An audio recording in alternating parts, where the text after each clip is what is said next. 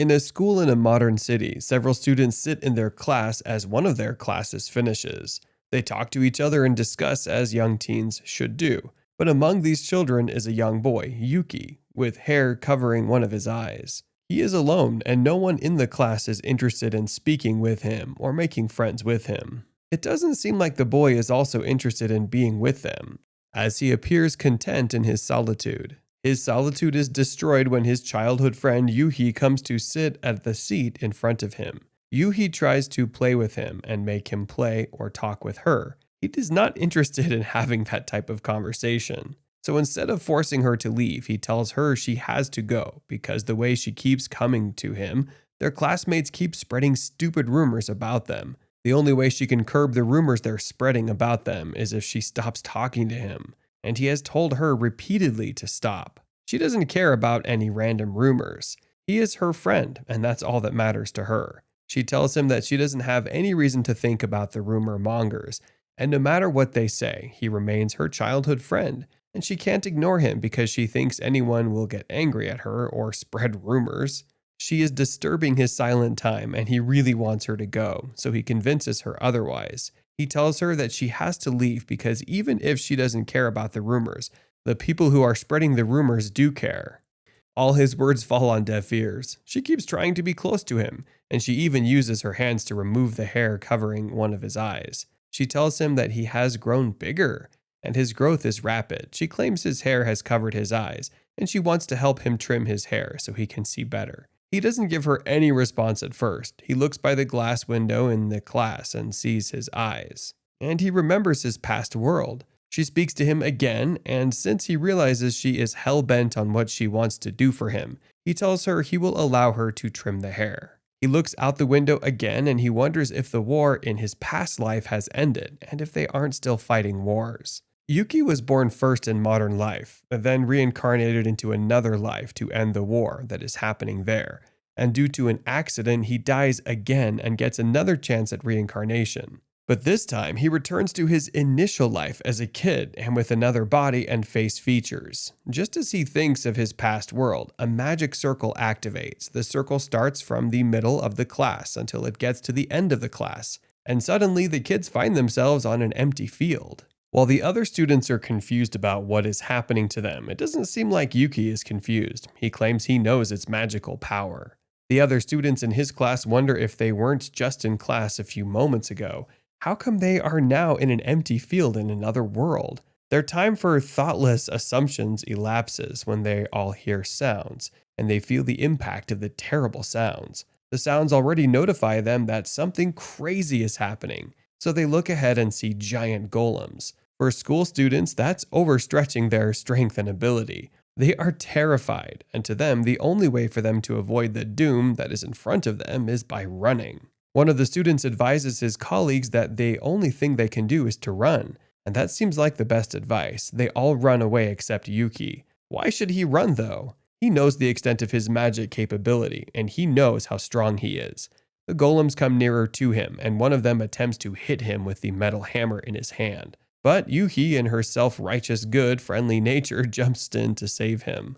He uses his hands to cover her so the golems won't attack her, and he touches the golem's hammer to destroy it. He's so powerful that he doesn't need to fight. However, he knows how risky it will be for his identity to get revealed in that field, and also for Yuhi, who has decided to stay with him there. So he tells her they should run with their colleagues. As they all forge ahead, Yuhi calls his attention to some soldiers who are running towards them from the other side with weapons.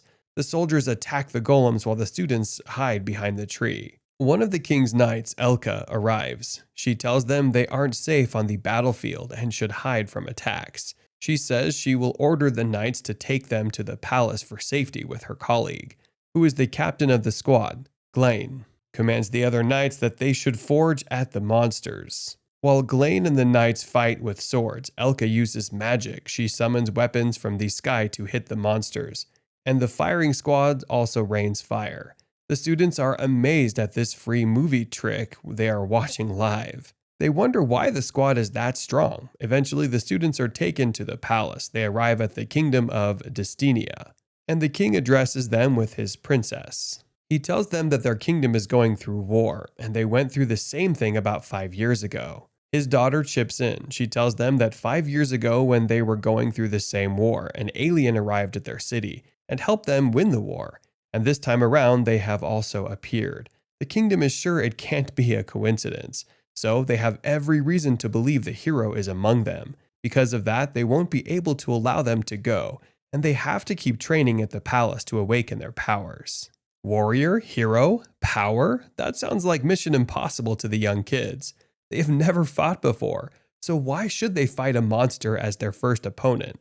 However, they know how hard and scary outside of the palace is, and if they accept the king's proposal, it will mean that they will live in safety inside the palace. That's much appreciated, and they think they don't have a choice. The princess doesn't even wait for their reply before she tells them that she has prepared rooms for them, and they should rest for the day and start their training the following day. Before leaving, Yuhi waits for Yuki, who tells her he will surely protect her with all he has. The following day, training starts. The boys train on how to use swords, while Elka teaches the girls on how to activate the magic inside of them. She tells them that magic is the creation of one's imagination, so they should imagine something in their mind and their hand will create it.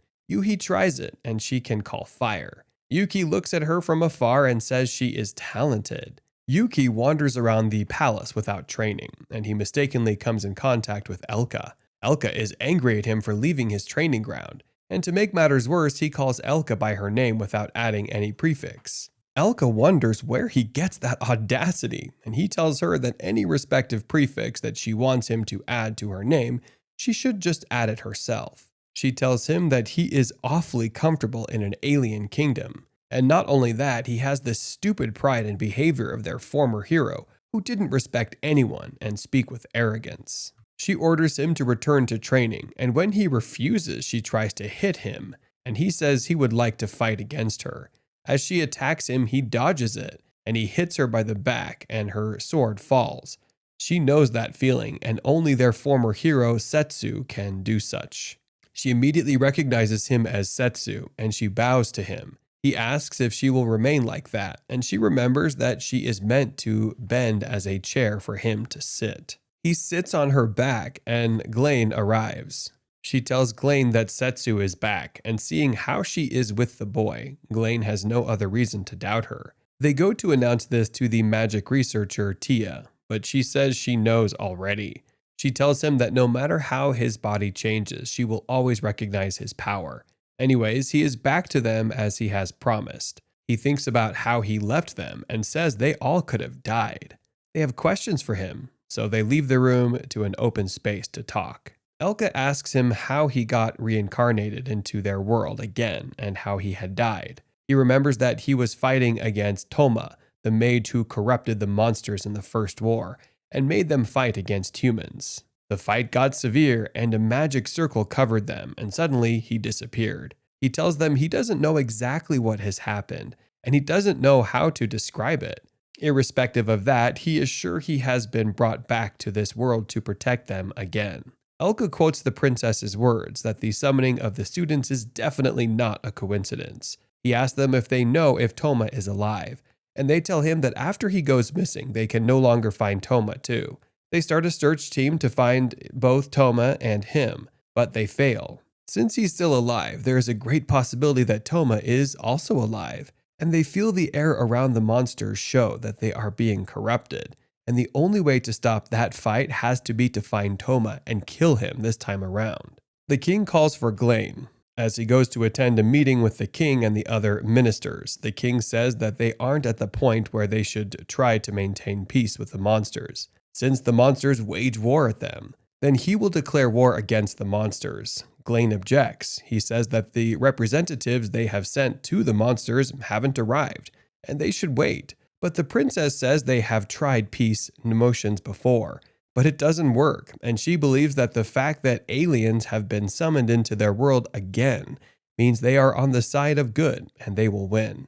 That night, Yuhi spends her time learning how to use the wind and fire magic well. She gets a hold of it, and Setsu comes to her. He praises her for training hard, but she asks him if he thinks they have to use this magic to kill others. She believes the war is bad, but she concludes that she will ensure she uses her magic to protect him in that world. Glain reports to Elka, Setsu, and Tia that the war is unavoidable, but he has convinced the king to wait for a little so they can train the students. Setsu tells them that the only solution is if he travels and finds Toma. They all offer to follow him, but he tells them he doesn't want them to follow him. And if the monsters are really under Toma's influence, he will need them to protect the village. He says he needs to find his sword to prepare, and they use invisibility to enter into the locked store of the kingdom to get his sword. They have planned to go silently, but Elka kills a guard. As they travel silently, Yuki feels signs that Yuki is around.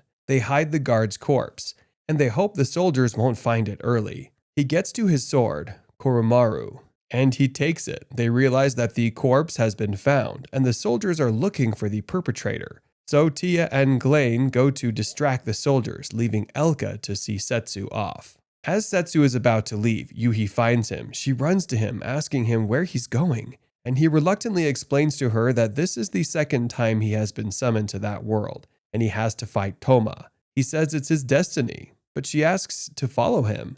He tells her he is doing that to protect her, and allowing her to follow him would be counterproductive because it will mean he's putting her in danger. She hugs him and asks him to close his eyes. She does a wind and fire magic circle around his face, and when he opens his eyes, he's glad that she has gotten good. She reassures him that she will get better before he returns so she can protect him well. He taps her on the forehead, telling her that if she can dodge that tap when he returns, then he will know she's good. He leaves after bidding them goodbye. A little girl named Ruri remembers her childhood memories from her grandfather's death. It's the memory of her seeing an unusual man. Ruri came out of her room hearing some loud noises and found her grandfather arguing with none other than Setsu when he was summoned for the first time in the isekai world. Of course, Setsu looked different and he was trying to buy an artifact that the old man didn't want to sell to him, seeing Setsu's behavior. The old man staked his pride as an artisan and told Setsu that he doesn't deserve to see any of his masterpieces rather than getting it. Ruri didn't understand much and asked the old man if Setsu was trying to cheat him. The old man went along with Ruri's words and agreed that his time was being wasted, which is worth more than money. So Setsu gave an evil laugh and offered an absurd amount of gold for a black brooch, which made the old man shut his mouth. After Setsu left with the brooch, Ruri asked the old man why he sold the item to such an arrogant man, if pride was the most important for artisans. The old man explained to her that an artisan may maintain his discipline and pride, but at the end of the day, the one thing that matters the most in life is money. Coming back to the present, the old man, who is also Ruri's grandfather, has passed away. Ruri attends her late grandfather's funeral and realizes that she has no family left. She again remembers what her late grandpa's last will was and wishes to fulfill it. She looks behind to see her grandpa's artisan shop one last time, and goes on the journey to fulfill his last will. Moments later, Ruri is alone, riding her carriage in the middle of the forest road. Her horse stops suddenly when she is ambushed by a wild beast in the middle of nowhere. The wild beast knocks Ruri from the carriage, and a black brooch that looks similar to the one that Setsu bought from her grandpa 5 years ago falls from her hands. She quickly grabs onto the brooch and closes the brooch's box, places it again in her bag, and goes back to her carriage, forgetting that there is a beast right behind her. The beast confronts her again, so she tries to trade her way out of this and even offers money in exchange for her life. But she should know better than a wild beast wouldn't reject live meat for some paper. They're not humans after all, so she's a goner. However, Setsu coincidentally is on the same path and saves the day by easily killing the wild beast using his greatsword. Rather than thanking Setsu, Ruri asks if he wants her money, thinking he is a bandit. She tells him that she will pay him with interest when she sells all her inventory. But Setsu clarifies he is not a bandit, but just a passerby. Still, Ruri's upbringing by her grandpa taught her that there's no such thing as a free lunch. So she again offers to give Setsu money. Setsu denies her offer and calls her grandpa arrogant for his stupid teachings, which makes Ruri remember the man who once traded with her grandpa 5 years ago. That man was Setsu. He had a different face back then because that was a different summoning. Anyway, Setsu notices Ruri tightly holding on to the bag and realizes that she must be on an important delivery mission. So he holds out his hands and gets her up from the ground. He then offers her some good words and tells her to be careful before taking his leave. However, Ruri doesn't feel safe anymore and requests Setsu to be her bodyguard for the rest of her journey. But Setsu has no time for any babysitting, so Ruri begs him to just escort her on his way. She tells him that she needs to deliver the bag in her hands no matter what and begins to cry. So Setsu agrees to escort her to the port town, but he doesn't bring her inventory or the broken carriage along the way, and that is not his responsibility. Ruri is still not that mad, as the brooch in her bag is 1,000 times more valuable than her entire business. Setsu asks her what kind of valuable item she is carrying, but of course she doesn't tell him. The two ride the same horse through the forest and reach the port town named Marcin in the morning. The city sure looks flourishing, and the two walk through the trade bazaar while Ruri explains that trading has increased extravagantly since the war ended 5 years ago. Guess who ended the war? This guy. Setsu obviously doesn't reveal that, of course, and just tells Ruri that he feels great seeing things getting so much better, as he has been here only before the war. But back then business was much slower. Ruri finally gains enough trust in Setsu to let him in on the news that she is going to the demon continent, called Evil Scion, for this delivery. The only way to travel to the demon continent of Evil Scion is to travel by sea, since airplanes aren't invented in this world yet. However, none of these sailors agree to sail the demon continent, as humans are at war against the demons. Ruri even gets on her knees, but still, it's a no-go, since all the routes to the demon continent of Evil Scion are closed. She's still determined and goes to another sailor, asking for help, and another. Oh wait, that's the first one. Oh well, nobody's going. So Ruri's out of options. Just when things are getting worse, it's the arrival of some unnecessary side characters that nobody cares about. I mean, whoa, the 3 royal guards of Destinia have approached Ruri to conduct a safety inspection on this port.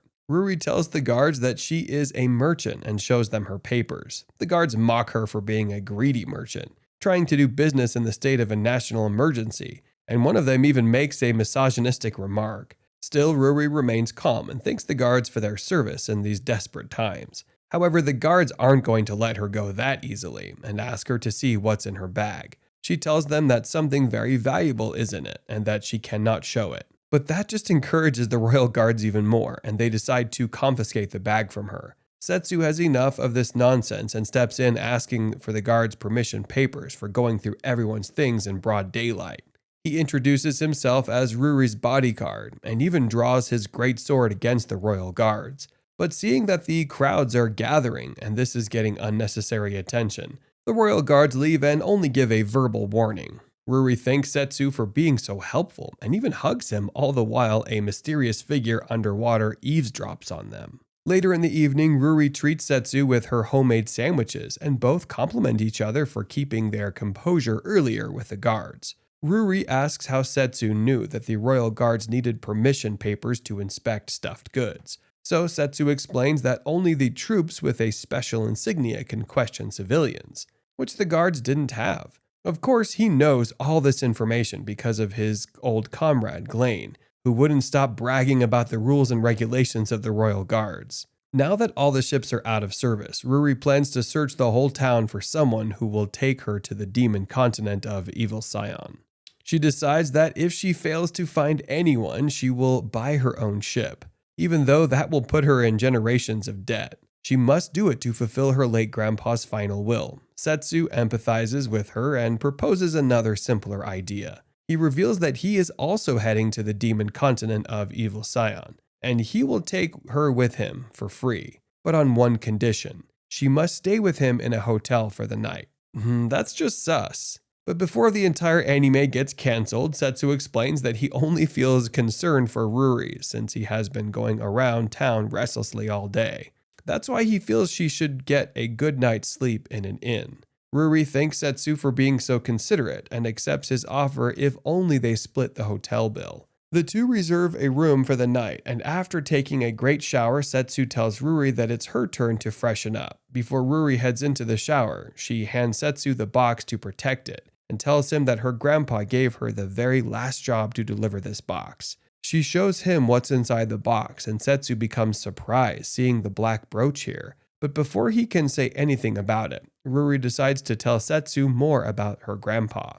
She proudly tells him that her grandpa was a renowned master jeweler who could craft things that no one else in all of Destinia could even imagine making. One day, her grandpa received a request to repair this very brooch, which is apparently his finest creation of all. However, the old man's life energy was running out. Still, as a proud artisan, he completed his work until he was on his deathbed. There he taught Ruri that money is only needed to protect what's more important. Without money, one cannot protect what's most precious to them. So, everything else can be sacrificed to protect what's most valuable. After teaching her this important lesson, the old man handed her the box and made her promise to deliver it safe and sound, as it will bring her the fortune that will last her generations. But Ruri is only doing it for her grandpa's will and is not in it for the money. Setsu finally understands what this box means to Ruri. When she goes to take a shower, Setsu touches the brooch and sees that it's the same one that he put a protection spell on 5 years ago. But that doesn't explain how it got broken or why it's here. Setsu remembers the old friend to him he gave this brooch as a gift and wonders if they are okay now. At midnight, the two are sound asleep. Well, one of them is. But their peace is interrupted as the 3 side character guards barge into the hotel thinking Setsu and Ruri are spies from the demon continent of Evil Scion. Setsu realizes what he must do and jumps out of the window with Ruri. While she's still in shock at what in the actual hell is going on, Setsu enjoys the adrenaline rush and runs toward the port. The 3 guards follow them and even manage to stop them midway. However, Setsu shows a glimpse of his powers and kicks and leaps over the guards and even tricks them into falling to the ground. After running for a while, Ruri gets very exhausted, even though she was basically carried by Setsu the whole way. The two have reached a dead end, unfortunately, and it's inevitable for Setsu to face the 3 royal guards now. The grumpy guard has had enough of Setsu and Ruri's shenanigans and tells them that they won't get away with this anymore with just an apology. Setsu wasn't offering an apology anyway, so it's fine by him. He ridicules the guards and lures them to come and get him. Ruri begs Setsu to stop provoking the guards and begins to think that her tiny life has come to an end. But Setsu has other plans. He grabs onto Ruri and jumps off the edge of the port. Guess it's time for the hero to use his flight magic. But Setsu has even a better card. His gigantic sea dragon friend named Levaya, the sea dragon Levaya who was lurking when Setsu was hanging out with Ruri before, emerges from the sea out of nowhere, and Setsu climbs onto her with Ruri. While the royal guards, including Ruri, are still in shock, Setsu thanks Levaya for coming in on such short notice, and promises to explain everything later. He then politely asks Levaya to give him a lift to the demon continent of Evil Scion, which she replies with a massive roar and sets off on their way to the demon continent of Evil Scion. The royal guards become speechless and don't know what to write in their report about this strange incident. They just decide to think that this is all a dream and put matters aside. Meanwhile, Ruri remembers who Levaya is. Apparently, Levaya is the god of the sea, so Ruri wonders exactly who this mysterious man is who is acting as her bodyguard. Her questions remain unanswered, as they have just reached their long-awaited demon continent of Evil Scion, with the help of the god of the sea. After reaching the shores of the demon continent of Evil Scion, an unexpected enemy has emerged. It's a colossal squid, but coincidentally, Setsu has the god of the sea, Levaya, on his side. Levaya and the colossal squid battle for their lives. Levaya blasts a fireball from her mouth and bites into the colossal squid. Giant monster battles are usually intense, but this one ends shortly as Levaya is literally the god of the sea. After defeating the colossal squid, Levaya turns into her human form and introduces herself to Ruri. The arrogant sea god drenched with squid ink tells Ruri that it's a rare privilege for a mere human to see her. But she doesn't look that pleasant at all. Ruri again questions if Levaya is actually the legendary sea god. It should be quite clear as she just saw Levaya battling with a colossal squid. Anyway, Levaya scolds Setsu for not helping her defeat the squid and blames him for the squid ink marks on her. Setsu makes an excuse and tells her that he couldn't let the chance go to see a giant monster battle. Angry at Setsu, Leviah asks Setsu how low he can get, as if it has been 5 years since their last reunion, and he's already being rude towards her. Ruri interrupts both of them and wonders what they should do about the dead squid lying on the beach. If the dead monster stays as it is, it will contaminate the entire area. So Leviah suggests Setsu deal with this one as a punishment. Setsu comes up with a solution, which is to make squid ring fries. It's time to eat then. Itadakimasu. Ruri enjoys the squid fries, so they must be good. Leviah praises Setsu for being such a good cook. The group is happy that they have reached the demon continent of Evil Scion.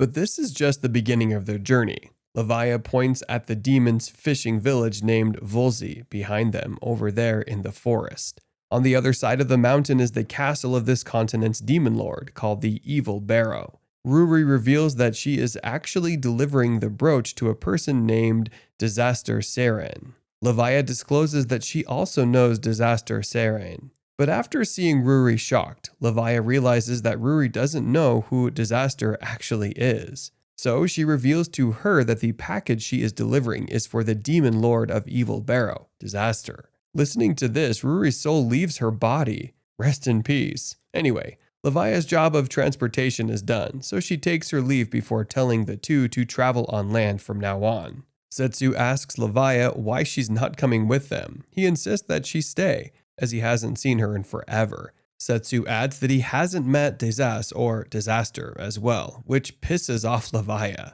And she points out how she has been maintaining peace in the oceans just because of a promise that she made to Setsu. However, Setsu left her without even saying goodbye for 5 years in exchange. And now that he's back, he asks her only for a ride? And then bring up Disaster as well? The audacity! Leviah keeps showing how jealous she is of Disaster and how much she loves Setsu.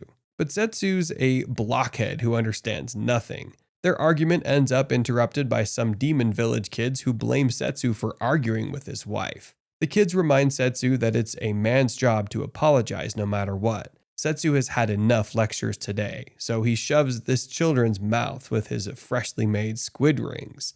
The demon's children immediately fall in love with the delicacy and jump around Setsu, asking for more for their parents as well. Leviah points out that there's plenty of the colossal squid meat left, so it shouldn't be a problem to give these children, but rather the villagers the rest of it. Setsu is forced to deliver the monster to the nearby fishing village. Meanwhile, the adults of the fishing village are in a dilemma as they haven't caught a single fish this season because of the colossal squid monster. Moreover, the war has put an end to trading too, so this could ultimately result in a widespread famine. But the hero Setsu has come for the accidental rescue of the villagers, and with the squid, the villagers' misery has ended. So, it's time for a celebration. The village throws a feast to eat the squid meat together at night. The adults are getting wasted with drinks, the kids are playing with each other, and people are dancing and singing. The god of the sea, Leviah, is getting special treatment with the village's finest wine and seafood, all while our hero Setsu is cooking to death. Leviah joins in on the fun and adds to Setsu's suffering by telling him that he's being slow with his job. Short-tempered Setsu has had enough. But he still needs to cook for the villagers. He shows off his cutting skills with his great sword by chopping an arm off the squid precisely and frying it with high efficiency. After serving these, he has more to cook. Leviah becomes kind of bored and starts to drink as well. Meanwhile, Brad, the commander of the Demon Lord's Imperial Guard, sneaks through the bushes on the outskirts of the village and notices from a distance that there's a fire in the middle of the village, which is of course the cooking station, but Brad assumes that the fire is caused by the humans and that they have come to pillage the shore. Brad, as the commander, can't let it stand and draws out his sword to defend the village. He doesn't call for any backup though, and runs straight for the village. The man's too dizzy with emotions.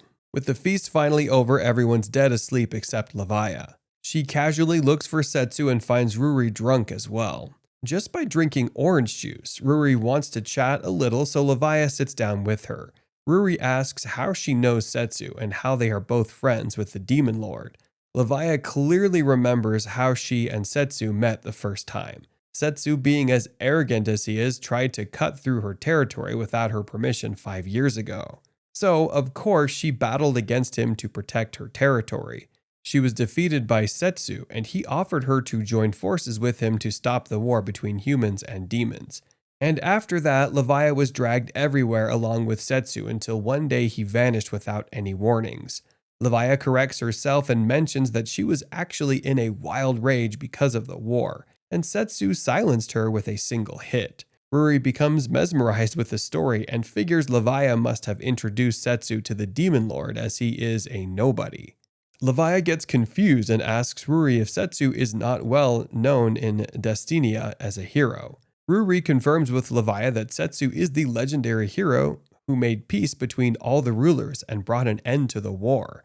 Everything is now self-explanatory as to why the god of the sea and the demon lord knows Setsu and why he's so powerful. Ruri becomes terrified and wonders why Setsu agreed to become her bodyguard. Leviah explains that Setsu is the type of person who doesn't like to bring up his own past. She also tells Ruri that there are less to no accidents in the open sea, because she made a promise to Setsu to maintain peace in the oceans. Still, it's very rude since Setsu disappeared for 5 years and now shows up out of nowhere and demands to be transported around. Leviah truly doesn't feel mad anymore since he is back now. Ruri realizes that Leviah must truly love Setsu, which makes her blush. There's no way a god can love a human. It's just that she has been waiting for years for Setsu's return. No, Leviah is madly in love with Setsu. A few moments later, Brad breaks through the stage trying to be a wannabe hero and announces that this is the end for the humans. But he quickly realizes that the villagers are actually having a festival, and he just ruined the moment for everyone. That must be awkward. Everyone has gone back home with the squid all eaten up. It's all an excellent job done for hero Setsu. Brad finds Leviah eating fish near the beach and apologizes for his behavior earlier. Setsu also joins in on the conversation, and Brad instantly recognizes him because of his magical aura. Setsu doesn't explain why he looks different because it's a long story. Instead, Setsu asks Brad what he's doing here rather than protecting the castle. Brad explains that he is here to inspect any surprise attacks, but never expected Leviah and the long-lost hero Setsu to be here. Brad believes there is still hope, so he begs the both of them to save the Demon Lord. Both Leviah and Setsu become confused, so Brad reveals that the Demon Lord, Disaster, is being forced to marry a human named Teron Sneeder. But marriage is a good thing according to Leviah, so she doesn't find any problem with that. But Brad makes it clear that there is nothing good about this marriage. And this is just a formal contract in favor of Teron. The Demon Lord is actually being cursed into servitude.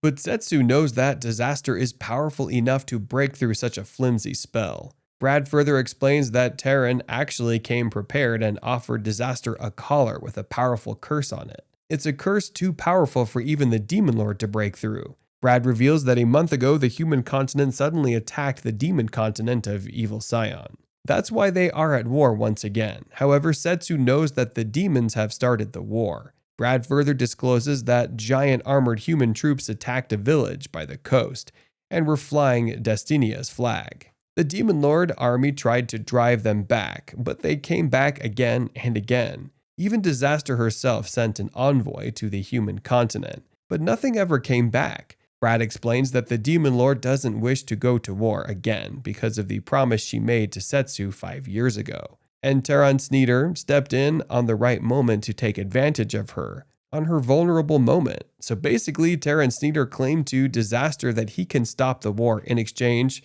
he wants to marry her and become his slave by wearing the cursed collar. Setsu doesn't believe that this Teron is capable enough to put a stop to the war. Ruri understands everything and explains to Setsu that Teron might not be strong enough in comparison to strength, but he is the richest man in the world currently, and money is power at the end of the day. His Teron company owns almost all the mechanized ships, which sail all over the ocean with no sense of courtesy. Teron basically holds the world's wealth and goods in the palm of his hands, so the demons need his help to stop this war. That's the reason why Disaster couldn't write off Teron's absurd marriage offer. So Disaster wants to stop the war by becoming a man's slave. Setsu and Brad both argue on why the Imperial Guard is doing nothing, but Leviah understands why Disaster is choosing this path. It's because of love. Love towards the man who made her promise to keep peace and disappeared for 5 years. Leviah thinks Disaster is a fool, but she is no less as she is in love with the same man.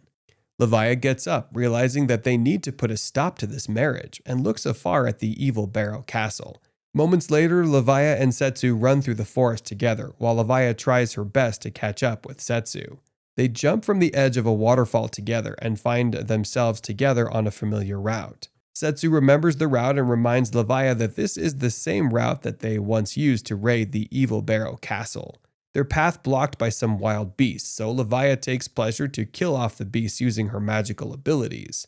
A minor flashback shows Brad telling the two more about Tehran right before they take their leave. Tehran has not specified the date of the marriage, but given Disaster's will, time is not on their side. Setsu also knows that Disaster never wastes time once she has made up her mind, so Setsu must leave right away. But before that, Brad reminds them that the road is full of prowling monsters, and that Tehran keeps well-trained guards around him as well. With everything in capable hands, the two get on their way and leave Ruri under Brad's responsibility. Back in the present, Leviah slashes through every beast with her dragon hands easily and finishes the job. She asks Setsu what his plan would be once he reaches the castle. It's very straightforward for Setsu. He plans to crush the whole wedding alongside Tehran into the ground. An evil plan indeed. But Leviah explains that without Tehran's wealth, there's no way to stop the war. Setsu doesn't care about that plan and explains to Leviah what he realized when Brad said Destinia made the first attack. He tells her that everyone in Destinia believes the demon continent of Evil Scion attacked them first. So if it's not Destinia nor the demon continent of Evil Scion, someone else has orchestrated this war. With both sides thinking they are under attack, a shady guy shows up with a cursed collar promising to stop the war. Sounds very suspicious to Setsu. Setsu doesn't know who is behind this, but he's sure that Tehran definitely has some clue. Their conversation is again interrupted by wild beasts, but Leviah instantly kills the monsters with her hydro magic. Setsu commends her abilities and wonders if she has gotten stronger while he was away. Leviah brags about her training for these past 5 years, but they have no time for a chit-chat, so they head back on their way again. Leviah finally finds happiness again and remembers how fun things were running off on adventures, being reckless and fighting all the time with Setsu. Before meeting him, her life in the ocean was dull, and she was all alone by herself at the bottom of the ocean with no interest on what's happening on land. Until she met Setsu and joined him on his adventures, that's when she realized how beautiful the world is. So she wants to do everything to keep the peace in the beautiful ocean and in this peaceful world. Setsu and Leviah finally reach the demon castle, the Evil Barrow, and it's time to put on a show. We get to see the demon lord of the demon continent of Evil Scion, Disaster Seren's backstory. The demon lord recalls how long she had lived in the world. She knows that her beloved world will not remain the same for eternity, so she has fought with her life to preserve the peace that maintains this world's beauty. She's fought and fought as the ruler, the protector, and the heir to the throne. But her never-ending war against humanity ended when she faced the summoned hero, Setsu. Once Setsu defeated her, he held out his hand and offered his friendship and peace. With that, the war ended, and Setsu gifted Disaster a brooch as a token of their reconciliation. Setsu even added that the black color suits her. That's why he had chosen a black brooch for her. Setsu may have given peace to Disaster that day, but he unknowingly also took her heart at the same time. So Disaster dedicated her entire life to preserving the peace that Setsu loved from that day on. Until one day she learned from her commander, Brad, that Setsu was nowhere to be found. Brad told her they had searched everywhere, and even Destinia had no leads on Setsu's location. Disaster still had her hopes high and held on to her brooch. She decided to keep the promise that she made to Setsu. However, it remained to be seen whether peace truly came to them. The peace, although temporary, was enough to make everyone's lives better. After the war ended, the demons started commercial trading with humans, which made things better for the demon civilian as well. 5 years passed peacefully. Disaster went on a walk on the streets with Brad when suddenly her brooch broke, indicating an ominous sign. Disaster became concerned seeing the broken brooch and blamed herself for overusing it, thus breaking it. Brad assured her that there was no need to worry, as he knew the best jeweler living in Destinia who could do miracles. Brad offered to repair the brooch for Disaster, so Disaster thanked him for his help, and that's how the brooch ended up in Ruri's hands. Anyway, a few days after the brooch had broken, a knight came running to Disaster's chambers on one stormy night and reported that the Destinian troops had launched a sudden attack on their shores. Also, a fight had broken out in the nearby village, too. The peace treaty between humans and demons finally broke apart after 5 years. But Disaster felt unsure that Setsu's influence would go away so easily. Still, she ordered the assembly of all commanding officers and prepared her troops to defend her country. Then she ordered 2 of her subordinates, Xion and Lamina, to head to Destinia to make sure what was going on, and told everyone that reconciliation with the humans was the top priority. Disaster again looked over the skies, admiring the beauty of the world, and promised the lost hero that she would keep her promise, whatever it took. She tried to grab her brooch, but it was no longer there since she gave it away to get it repaired. The brooch itself had given her the fighting strength she needed, as it was a memento of Setsu, and without it, she started to become vulnerable. Meanwhile, one of the deployed soldiers lost all hope of survival after seeing giant troops on the enemy line, and took an oath that they would never trust humans again. But they're also commercially dependent on humans, so the war is only bringing harm to them. The other soldier calmed down, assuring him that the demon lord would settle this eventually, and they just had to buy some time for her. The war went on for a month, but no word came back from Destinia. Disaster, realizing that they wouldn't be able to keep defending like this for too long, questioned herself about whether she would be able to keep the peace for Setsu any longer. She tried to hold on to the brooch, but with it gone, she finally became vulnerable. That's when Tehran Sneeder and the Tehran Company came to see her to take advantage of her state. The guy came with a despicable proposition, claiming to have the power to end the war against Destinia in exchange for her becoming his slave. The marriage contract was absurd, and everyone on Disaster's side became enraged. But Disaster kept her composure and asked for more details. Tehran showed the curse of servitude for their engagement ring, which meant that if she even touched it, she would become his slave instantly. So if Disaster marries Tehran, she will become his slave, and he will become the new demon lord. Disaster commended Tehran for coming fully prepared and asked where he found such a rare curse item. Tehran obviously didn't reveal where he got it, but he said that his struggle was worth it for the sake of his love for her. It was no longer a surprise for Disaster that Tehran was evil, but she still considered his offer for the sake of keeping her promise to Setsu. She took some time to think about the marriage and realized that this was the only way to keep her promise to the love of her life. Brad came to her chambers to try to talk her out of this marriage. He let her know that he couldn't accept seeing her in such a desperate state, that she would even accept such a ridiculous offer. He told her that every other commanding officer was prepared to fight to the very last man for her, and that she should think about them and not just give her life away like that. But that is more than enough reason for Disaster to sacrifice herself to save the people who would sacrifice themselves for her. Disaster again looked outside and asked Brad if he thought she was a fool. Brad didn't want to hurt her anymore, so he took his leave. Disaster again became depressed when she remembered what Setsu once told her. She wondered if Setsu would laugh at her if he saw her wearing a white wedding dress, since he told her she looked good in black. But no one was there to answer questions. Meanwhile, Tehran's plan was successful, and after giving such an absurd proposal, he was on his way back to Destinia.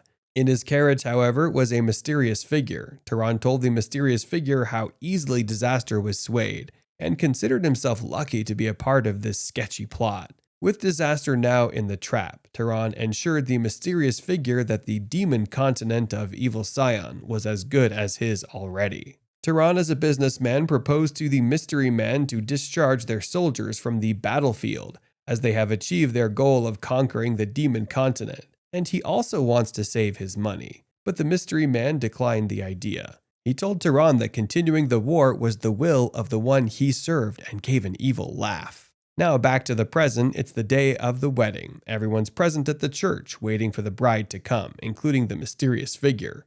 The bell rings, and Disaster walks down the aisle in a white dress with flowers in her hands. The priest presents the groom, Tehran Sneeder, and the bride, Disaster Serene. But before he can read the vows, Tehran brings out the curse of servitude and announces to everyone present there that he will become Disaster's master from now on, and promises to bring eternal prosperity and everlasting peace to the demon continent of Evil Scion. He hastily announces himself as the people's new demon lord and orders them to swear their loyalty to him. Tehran then looks at Disaster and tells her that she will eternally be one of his, and he goes on to make her wear the curse of servitude. At the very last moments of Disaster's freedom, she wishes that she could see Setsu one last time. Her wish is granted, and Setsu breaks through the church's ceiling. He has made it again in the nick of time and holds out his hand again to Disaster. Disaster doesn't take a moment to recognize Setsu and immediately sheds tears.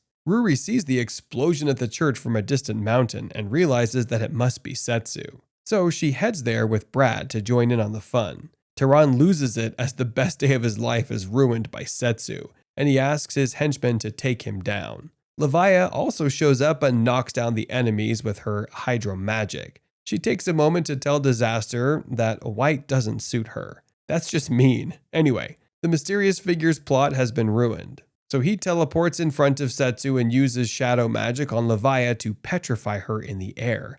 But before he can finish her, Setsu nullifies his attacks and knocks him down. The man realizes that this aura must be coming from none other than the infamous hero and attacks Setsu again. But Setsu teleports him behind again to knock him down several times. The mystery man realizes he cannot pick a fight with Setsu, so he takes his leave to report this to his master. The man blasts the wall behind him and escapes quickly from the place. Disaster quickly comes to Setsu and hugs him on his return. She expresses how she has missed him so much all this time and starts crying again. Setsu feels glad that she's okay, and they have a touching reunion. Levaya gets jealous and interrupts them by showing the situation of the knocked out enemies. Apparently, these are the mere magical troops controlled by a curse. Setsu notices the curse of servitude and immediately realizes that this much power can be controlled by none other than his arch-rival, Toma. He becomes sure that Toma is the one pulling the strings. So Disaster offers her assistance as the Demon Lord, but there's no hurry, and Setsu believes that Toma must be doing all of this for a reason. Setsu plans to go to the Beast Continent to have a talk with the Beast Lord Regulus. Ruri also arrives there with Brad and gives the box to Setsu, and he is the right person to hand it back to Disaster. Setsu opens the box and hands the brooch to Disaster, which heals her broken heart once again. Later that day, the group has to take their leave again to head to the Beast Continent. Disaster offers to build a shop for Ruri on the demon continent of Evil Scion, because she has brought the most precious thing back to her. So Ruri finds her new purpose of life and stays there. With that, it's just Setsu and Levaya now. Setsu bids his goodbyes to Disaster and promises to come back and hang out with her soon. Time is running out, so Setsu then sets off immediately for the Beast Continent, with his only traveling companion, Levaya. It's time for another backstory. When Setsu and Yuhi were 5 to 6 years old, they were introduced to each other by their mothers.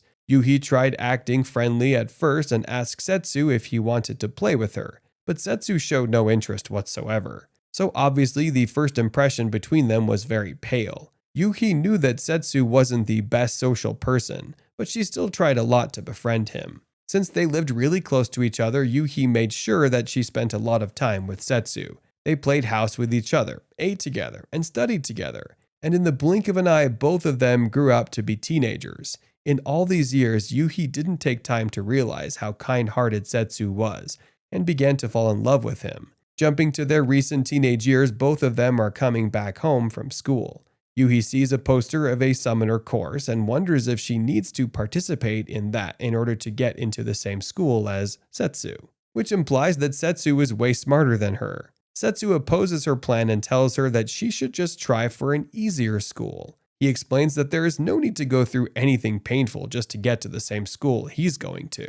Setsu further advises Yuhi to go to some school that will suit her. Otherwise, things will only get harder for her in the future. Setsu should have understood that she was doing this only for him and should have supported her decision. But of course, he didn't, and he hurt Yuhi instead. Yuhi accepts Setsu's bad advice and runs off with tears in her eyes. That advice was no less than a rejection for her. Days go by, and Yuhi makes sure to make herself distant from Setsu and focused on her studies. Still, she didn't get enough good marks on her mark sheet to get admitted to Setsu's school. With her bad result, Yuhi starts walking towards her home alone when some street delinquents begin teasing her. Setsu finds his way there and saves the day again, every time with every girl. My man's living the dream, but he immediately starts acting like the jerk he is. So of course Yuhi gets hurt again. So Setsu decides to help her with her studies so that she can go to the same school as him. But he warns her that their study session will be strict and won't accept any companions. Yuhi accepts the deal and thanks Setsu for wanting to help her. She always wants to stay with Setsu since she loves him, of course. So going to the same school as him is one step closer to her goal. Coming back to the present isekai world again, Elka and Glein are training the summoned heroes. Almost all of them are just grasping the ways to learn magic. Yuhi outperforms them all with her outstanding talent and gets praised by Elka at the end of their training session. Afterward, Yuhi follows Elka and Glein to ask them if they are allies with Setsu. Glein explains that he sees Setsu as both a friend and an ally. Elka tells Yuhi that Setsu has a way of unintentionally drawing people in, and that she has a great deal of respect for him, so she should like to continue to be his ally. Yuhi breaks the awkward silence and requests that Elka have some special training sessions as she wants to be like Setsu. Although surprised at first, Elka and Glein accept Yuhi's request. Elka takes Yuhi to the top of the walls of the castle and shows her the peaceful city in front of them. Elka explains that the world is peaceful only because of Setsu's contribution. Elka is sure that at this very moment, Setsu is somewhere fighting with his life to protect the peace of the world. Since Elka wants to be with Setsu, she hopes for the time when Setsu will call for her in battle. Elka makes Yuhi realize that if she wants to be a strong ally to Setsu, she must be prepared to move out at any moment. Yuhi, of course, is determined to do so, as she also wants to be beside Setsu. But she is not strong enough for that, which is why she wants to go through special training. Yuhi wants to understand the power gap between her and Elka, so she comes forward with her staff and challenges Elka to battle. Elka accepts the challenge and draws out her sword. Elka immediately jumps above Yuhi for a plunging attack, but Yuhi blocks it with her staff. Elka doubles back and launches a magical ice attack, but Yuhi melts the shards with her fire magic. Still, the fight is far from over. Elka tries again and ultimately recognizes Yuhi's strength. She tells Yuhi that she has grown much stronger than she gives herself credit for. Even though all the other heroes summoned from the other world are also exceeding normal expectations, Yuhi's unbelievable talent makes her stand out. Even so, Elka mentions that Yuhi definitely lacks something, and without it, she cannot fight along Setsu. She doesn't explain what it is, and instead takes Yuhi to the underground sewers, where monsters dwell. Elka explains that the new recruits also undergo their final training here, so it's natural for Yuhi to go through the same thing as she lacks battle experience. A giant crocodile monster approaches them shortly after and jumps out of the drain.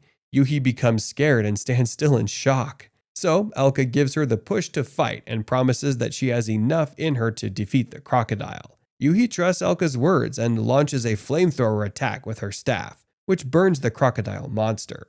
Thinking the battle's over, Yuhi looks back and lets her guard down, so the crocodile rushes forward and scratches her left hand. This angers Yuhi, and for the first time she uses magic with her hand. The crocodile gets weakened, but still tries to fight back. But Yuhi doesn't find enough courage in her to kill the crocodile. So Elka comes forward and reminds her that this is a war, and that mercy is a mistake. She tells Yuhi that in terms of magic alone, she can be on par with her.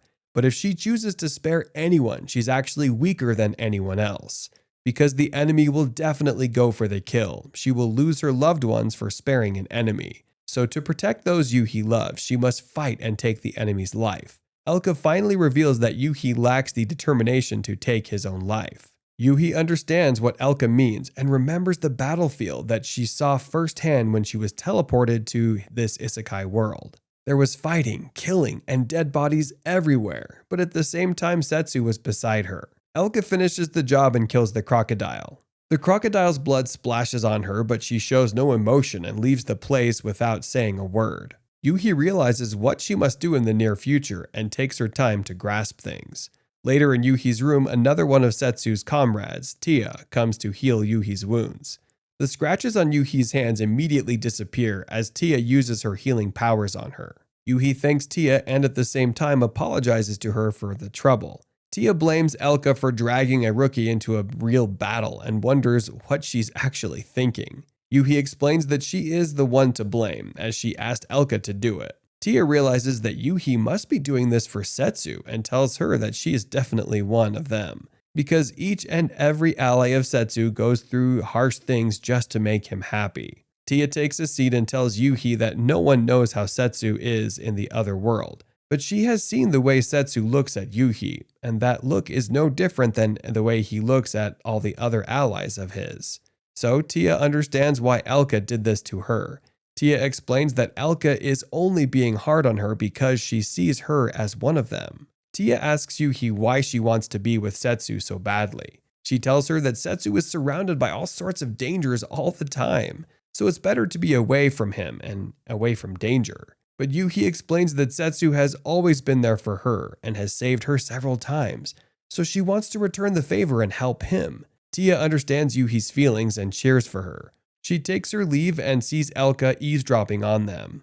Tia tells Elka not to worry, as she has determined that Yuhi is both mentally and physically strong. But Elka feels that if Yuhi joins her team, she will have to face terrifying enemies, and she fears that she will crack in the moment and lose her life. Tia points out that she should be respecting Yuhi's decision rather than drawing her back, as that would be what Setsu would do too. Tia goes to get some more sleep and leaves Elka wondering what she would do for Yuhi. The next morning, Glain finds Yuhi standing alone in the field, so he approaches her and asks what happened. Yuhi explains what happened last night and tells him that she is hesitant to take her own life. Glain knows that it's natural to hesitate to take a life, even when it means saving someone else's, so he tells her how he found the determination to take someone's life. He saw many people around him suffering, and one day he couldn't take it anymore, so he chose to overthrow and kill his enemies rather than see his people suffer. It was that simple for him to draw his sword, but Glain also knows that everyone has a different resolve to fight. So he tells Yuhi that she should find the answer to why she has to take a life. Before he leaves, he mentions that Setsu would also want her to find an answer that suits her. Yuhi looks at her hands and asks herself if she can truly take a life with these very delicate hands. She looks outside to the skies and finds the answer that she needed to fight. Yuhi immediately goes back to the training grounds and begins to destroy the training dummies with full power. Her outrageous power and determination shock everyone, including Glain and Elka. But Tia feels happy that she finally found the answer. Yuhi right after tells Elka that she wants to go back to the sewers. So Elka assumes that Yuhi has made her resolve. Yuhi tells her that she has made up her mind and waits for a monster to approach. Another crocodile monster comes out of the water shortly after and slowly approaches Yuhi. Elka warns Yuhi not to force herself in battle, as she will still falter in the end. Yuhi makes it clear that she has a strong resolve and launches a fireball that is strong enough to take down the monster. Elka commends Yuhi's flawless power and precision and tells her that she is ready to kill. Yuhi explains that the crocodile is not dead, but just knocked out. She reveals her determination, which is to never take anyone's life. She wishes to use her power enough to win but not take anyone's life at the same time. Elka realizes that she is just like Setsu and wishes her the best in her upcoming challenges. Yuhi promises to become much stronger, and she again promises to protect everyone she cares for. A few days later, His Majesty the King of Destinia makes his decision. Glain announces to the heroes that the Royal Guard of Destinia will depart for the demon continent of Evil Scion at dawn tomorrow to protect Destinia. So he tells the heroes to prepare themselves for battle. The heroes wonder if they can battle real enemies with such little training, while Yuhi joins with Glain, Elka, and Tia, and gets ready to fight for her love, Setsu. Did you enjoy this recap? If you did, kindly like this video and subscribe to our channel, so we can bring you the recap of the next episodes of this exciting isekai anime series. Until next time, stay safe and take care.